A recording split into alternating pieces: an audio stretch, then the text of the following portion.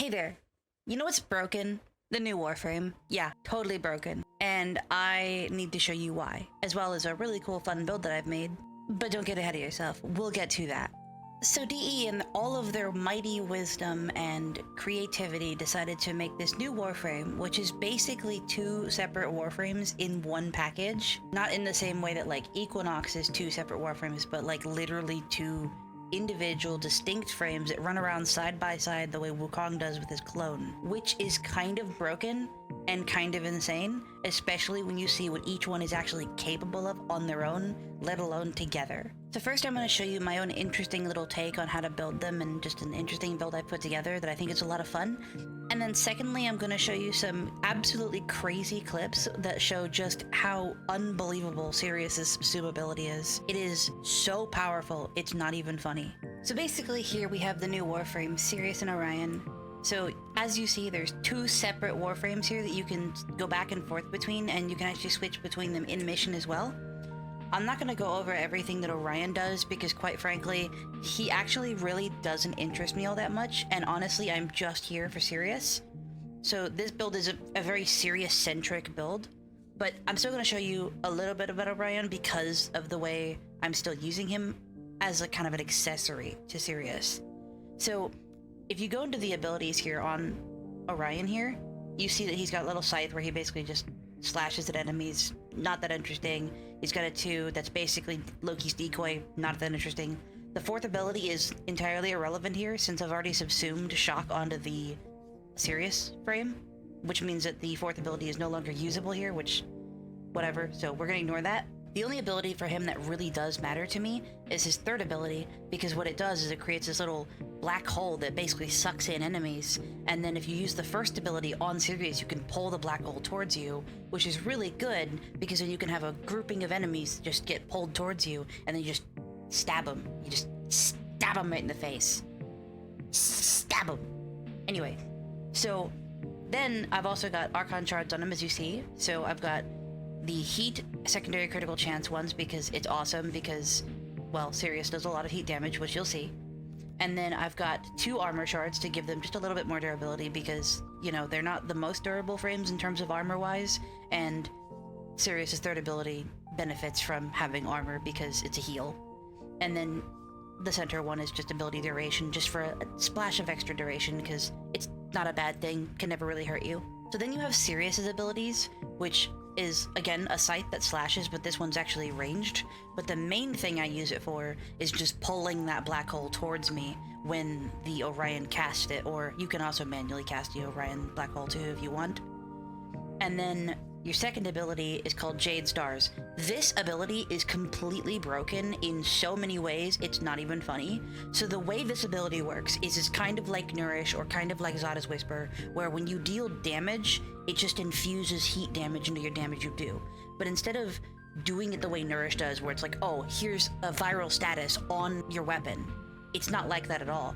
Instead, it's actually taking any damage you do, whether it be your weapon, your sentinel, your robot dog, your abilities, anything, and it then adds heat damage on top of it post the damage. So it'll do the damage it normally does, and then based on the damage it normally does, it'll then additionally add heat damage based on that damage. But it's for some reason not considered weapon or ability damage, so it won't proc things like Cascadia Flare or Hot Shot for some reason. It's just straight heat damage, but doesn't actually proc anything, which is kind of weird, but it's okay. Third ability here on him is Light Sanctuary, so basically it's just a heal. It's literally just a heal and a damage reduction, which is super insane. It is literally the strongest heal in the game in terms of like flat healing amount, if we're excluding things like Gloom and Jade's first ability and Blood Altar, which are all a percentage or lifesteal based heals. Those ones are beyond insane, but this is the strongest, like, actual straight health per second heal in the entire game, which is kind of nuts. And then I put Shock on his fourth ability along with Shock Trooper, so that way I can infuse electric damage, because while Shock Trooper does actually mix element with other elements, it doesn't mix with his Jade Stars because his Jade Stars itself ignores it. So Shock would mix, but Jade Stars just doesn't mix. It will always do heat no matter what. So I can run Spinnerax without actually running my electric gas build here, and I can run like a regular Spinnerax build without the electricity and still get influence because of shock. So it's just kind of an insane additional damage bonus. Obviously, you could go Roar, you could go Nourish, you could go Zada's, blah. I'm not gonna do that because it's boring. I wanted to do something a little bit different, a little bit interesting, so we're here with this. So for the build itself, we have just a pretty bog standard kind of like average build that kind of covers a bit of everything. We've got some efficiency, we've got some strength, we've got some duration, we've got some range, we've got some vitality, which, you know, you're doing heat damage, so like this does proc for some reason, even though the other heat-based ability stuff doesn't. So like Hotshot and Flare doesn't. For some reason, Vitality still does apply it twice. And even if it didn't, I mean, you still have heat on that, and you still have heat on his brother's third ability. So there's still heat. And then you also have additional duration, and then you have Shock Trooper, which gives you the electric damage, and then you have Intensify, because this, you know, this gives you health, so Intensify you proc. Acceleration here is just for additional fire rate to primer weapons. It's just really nice. Critical chance, really nice. You know, it's just buff your primer weapons. It's just nice. And then augmented for additional strength, so that way the longer you go in the mission, you know, you can actually sit there and have more powerful heal, more powerful electric, more powerful heat, like just make you stronger. Simple as that. And then with his brother, I've done something a little bit different. So instead of actually playing Orion, I have almost zero intention to ever actually use him, besides occasionally switch in for his third ability specifically. Just switch in, use the third, and then leave. So I've actually used him as a battery here. So his whole purpose here is because of their passive, which I didn't go over earlier because of this. Swapping between them grants 45% ability efficiency for the next 2 casts, but also, when below 50 energy, they steal energy from each other. So if I'm Sirius and I'm spamming my abilities and I run out of energy, I then pull energy from Orion, and then I don't need to worry about having energy on him. So all of my efficiency and all of my energy capacity is here. So I've obviously put on some range and duration for Event Horizon, so it sucks up more enemies and lasts for longer. That's, you know, pretty straightforward. Beyond that, I have Prime Flow, Battery, I have some armor, so that way I can basically have 937 energy capacity, and then Energize to obviously help up with, you know, more energy production. So the entire premise of this build is literally just be a battery for Sirius. That's it. That's all he is. He's a battery and a crowd control, you know, sucky uppy bally thing. That's all he is. I don't even care about these other abilities. These all don't matter to me. Obviously, this one's unusable, and then these two do not matter, so this is the only thing that really does matter to me. And that's about it.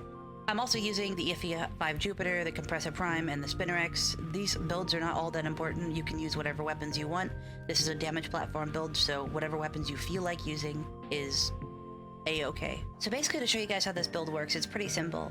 So I'm Sirius right now, and basically, I'm gonna sit here, I'm gonna switch over to Orion, and I'm gonna cast his third ability, throw the bubble, go back to Sirius here, and then you're gonna press your 2, heat damage, press your 4, sorry, press and hold your 4 to get shock damage, and then we'll take a weapon like EFE Jupiter, and then just shoot into the bubble.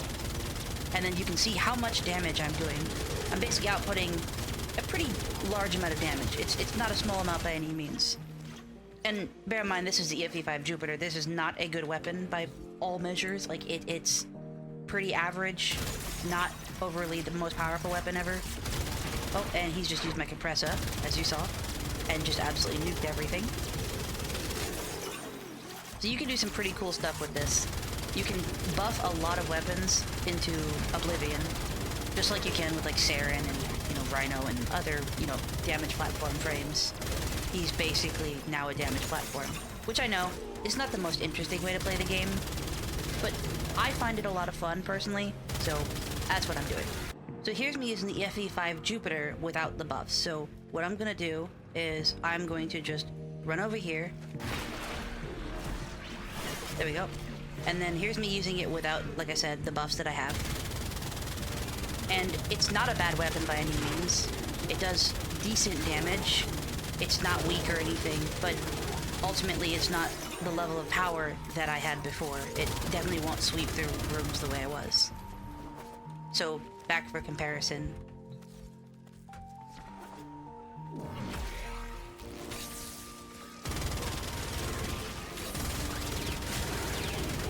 yeah, you can see just how powerful it really is with the buffs. Truly despicable. Truly, honestly despicable. You get so much more damage for free, and it's just kind of insane. Oh, let me reload.